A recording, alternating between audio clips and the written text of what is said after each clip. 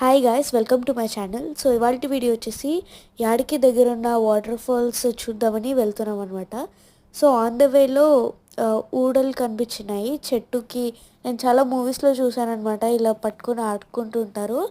So అలా అని మేము అక్కడ వెళ్తుంటే అమ్మ అంతా ఫ్యామిలీ మొత్తం బాగా ఎంజాయ్ చేస్తున్నారు. సో అక్కడ కొంచెం టైం స్పెండ్ చేసాము.